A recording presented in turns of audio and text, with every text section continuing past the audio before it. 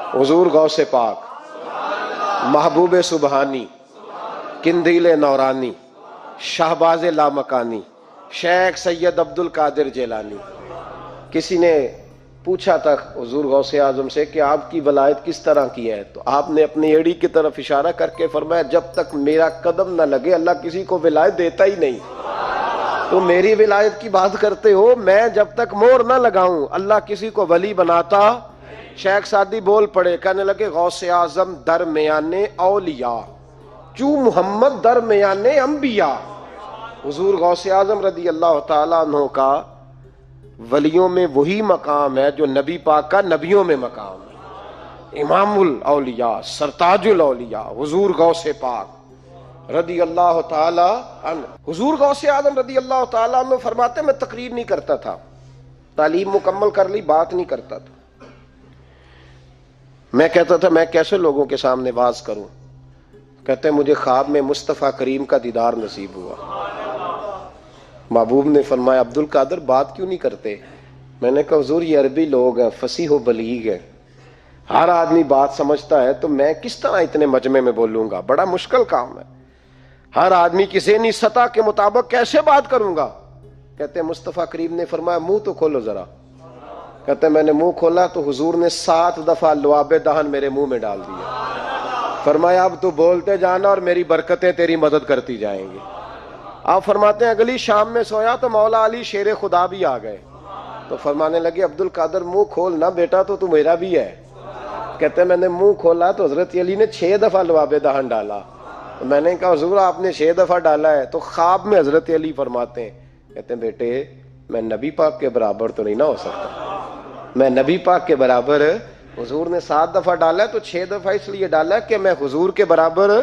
صحابہ تو خواب میں بھی آ کے کہتے ہیں ہم نبی کے برابر نہیں، تو کیسے نبی کے برابر بن گیا؟ وہ تو خواب میں بھی آ کے کہتے ہیں کہ ہم حضور کے برابر، تو زندگی میں دعوے کرتا پھرتا ہے۔ حضور غوث اعظم فرماتے ہیں بس پھر چھوٹی سی مسجد، اور اس میں نے تقریر شروع کی، میں اکیلا ہی چلا تھا جانب منزل مگر، پھر لوگ ملتے ہی گئے، پھر کارواں بنتا گیا۔ فرماتے ہیں چھوٹی سی مسجد، پھر مسجد بڑی ہوئی، پھر مجمع بڑھ گیا۔ فرماتے ہیں پھر جامع مسجد، پھر مجمع وہاں بھی کم پڑ گیا، پھر بغداد کی عیدگاہ وہ بھی بھر گئی تو صحرا میں جا کے خیمے لگ گئے۔ کہتے ہیں تقریر ہوتی تو ہزاروں کا مجمع، ہزاروں کا۔ ملا علی قاری کہتے ہیں غوث اعظم کے اجتماع میں 70 ہزار لوگ شریک ہوتے تھے، ہزاروں علماء کاغذ قلم لے کے بیٹھے ہوتے تھے کہ غوث پاک جو باتیں بیان کریں گے تفسیری نقطے ہم نے نوٹ کرنے۔ اور حضور غوث اعظم کو اللہ نے یہ کمال دیا تھا، کمال، یہ آپ کی کرامت تھی کہ بغیر سپیکر کے بولتے تھے، جیسی سمجھ پہلے والے کو آتی تھی ویسی آخری والے کو آیا کرتی تھی۔ آج نا کرامت کی بات آتی ہے تو بندے چھپنے لگ جاتے ہیں، کہتے ہیں نہیں یہ نہیں ہو سکتا، بڑا مدافعانہ سا عمل، بڑا شرمندہ سا لب بولا جا جی وہ غوث پاک۔ ایک دن ایک صاحب کرامت بیان کر رہے تھے تو بڑے جھجک کے حضور غوث اعظم، میں نے کہا تو بیٹھ مجھے بیان کرنے دے، تو ڈر رہا ہے کرامت سے ڈر رہا ہے، مجھے بیان کرنے دے، میں بیان کرتا ہوں، مجھے بیان کرنے دے۔ ملا علی قاری علیہ رحمہ نے لکھا ہے، دیگر بہت سارے لوگوں نے لکھا ہے، غوث اعظم خطبہ دے رہے تھے، تقریر کر رہے تھے، اچانک ہاتھ آگے بڑھایا تو یہاں تک ہاتھ بھیگ گیا غوث اعظم کا۔ ہاں کھول کے دیکھے، کھول کے بات کر رہا ہوں، ہاتھ یہاں تک بھیگ گیا۔ مرید کہتے ہیں ہم نے پوچھا حضور پانی بھی کوئی نہیں، ہاتھ بھیگ گیا۔ میں چپ کر کے سبق پڑھو، شاگردوں کو پڑھا رہے چپ کر کے سبق پڑھو۔ تھوڑی دیر گزری، چند گھنٹے تو ایک قافلہ آ گیا، سارے لوگ پانی میں بھیگے ہوئے ہیں۔ حضور غوث اعظم کے سامنے کھڑے ہوئے، کہا حضور آپ نے بڑی کرم نوازی فرمائی، بڑی کرم نوازی۔ وہ شاگرد کہنے لگے ہوا کیا؟ تو وہ لوگ کہنے لگے کشتی میں بیٹھے تھے تو کشتی ڈوبنے لگی، ہم نے کہا یا شیخ عبد القادر جیلانی، خدا کے فضل سے ہم پر ہے سایہ غوث اعظم کا، ہمیں دونوں جہاں میں ہے سہارا غوث اعظم کا۔ کہتے ہیں حضور غوث اعظم نے وہاں بیٹھے ہاتھ لگایا اور ڈوبتی کشتی کو باہر نکال لیا، اور ڈرنے لگے، کہنے لگے جناب یہ کرامت لوگ نہیں مانیں گے۔ تو میں کہا جنہیں نہیں مننا نہ مننے۔ ایک عیسائی مسلمان دونوں جھگڑا کر رہے ہیں، غوث اعظم گزر رہے ہیں، جھگڑا ہو رہا ہے۔ عیسائی مسلمان سے کہتا ہے ہمارے نبی عیسیٰ علیہ السلام نے مردے زندہ کیے، تمہارے نبی نے بھی کو کیا تو بتاؤ۔ مسلمان پڑھا ہوا نہیں تھا، हालांकि नबी पाक ने बड़े मुर्दे जिंदा किए, पढ़ा नहीं था, बता न सका। गौसे आजम के कान में आवाज गई तो जाके साई का बाजू पकड़ के झंझोड़ा, फरमाने लगे क्या कहा तुमने, मेरे मुस्तफा ने मुर्दा जिंदे किया तो बताऊं। फरमाया तू नबी पाक की छोड़, मैं गुलामों का गुलाम हूं, मैं गुलामों का गुलाम हूं, मुझे बता कौन सा मुर्दा जिंदा करना। तू छोड़ हुजूर की बात ना कर, मैं गुलामों का गुलाम हूं, मुझे बता कौन सा मुर्दा जिंदा करना है। पुरानी कब्र पे ले गया, कहने लगा जी अगर ना हुआ तो। गौसे आजम फरमाने लगे जो तू कहेगा वो मैं करूंगा। तो कहने लगे अगर हो गया तो, अगर तो गौसे आजम कहने लगे ना मेरे खानका पे झाड़ू देना, ना मेरे बर्तन मांजना, ना मेरे घर का सौदा लाना, अगर जिंदा हो गया तो बस मेरे नबी का कलमा पढ़ जाना, बस मेरे रसूल का कलमा पढ़ जाना। अल्लाह अकबर। उसने जो सबसे पुरानी कब्र थी ना, वो कहता है ये हमारे दादा ने भी नहीं देखा था बंदा कौन है। उस कब्र पे खड़ा हो कहने लगा इसको जिंदा करें। तो गौसे आजम रदी अल्लाह ताला अन्हु कब्र के सराहने खड़े हुए तो दुआ करने लगे, कहने लगे मौला अपने लिए नहीं तेरे रसूल के लिए।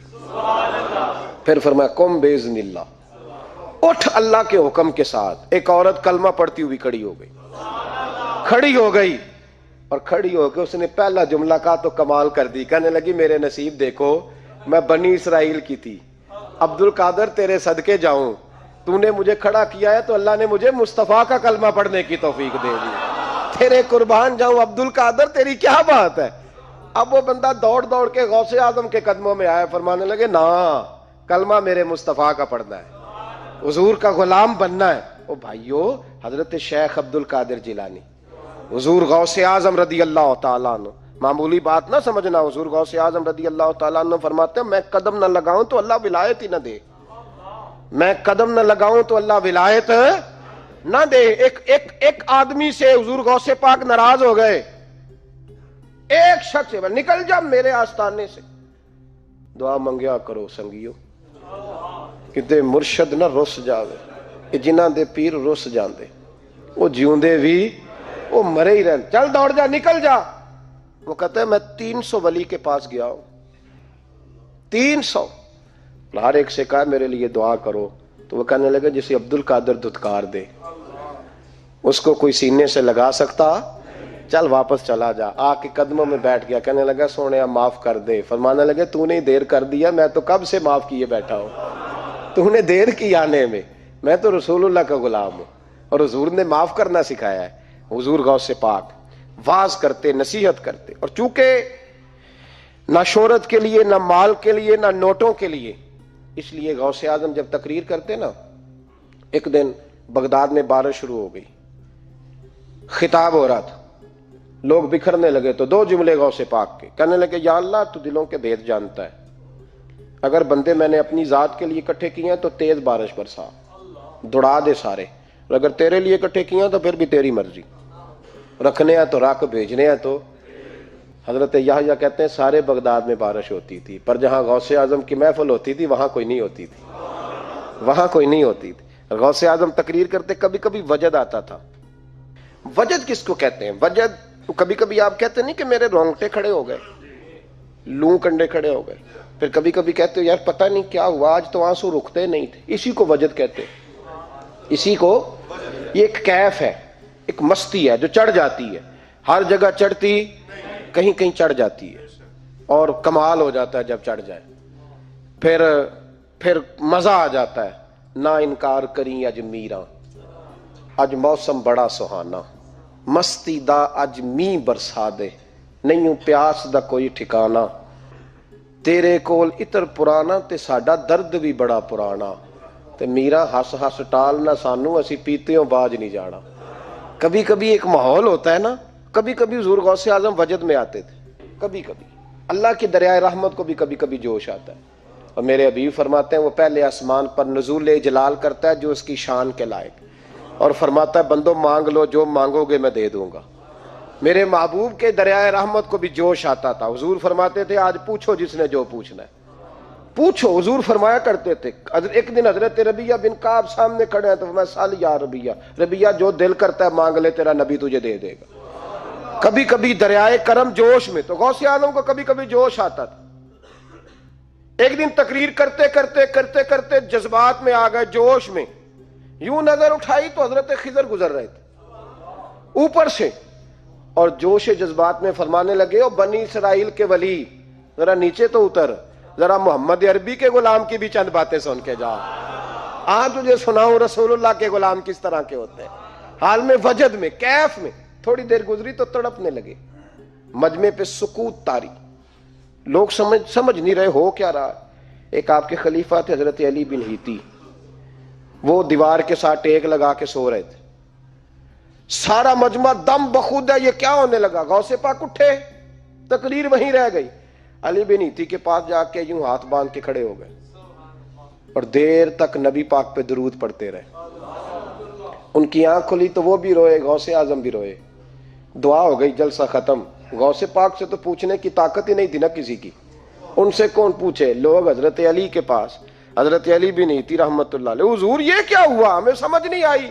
آپ فرمانے لگے، تمہیں کیا بتاؤں، تم کسی معمولی پیر کے ماننے والے نہیں ہو، میں آج غوث اعظم کی محفل میں بیٹھے بیٹھے ہی مدینے پہنچ گیا ہوں اور مجھے رسول اللہ کے جلوے نظر آنے لگے ہیں، پر میرے شیخ کا کمال دیکھو، جو میں خواب میں دیکھ رہا تھا عبد القادر ظاہری آنکھوں سے نظر فرما رہے ہیں، ظاہری آنکھوں سے، عالم وجد میں، کیف میں، سرور میں۔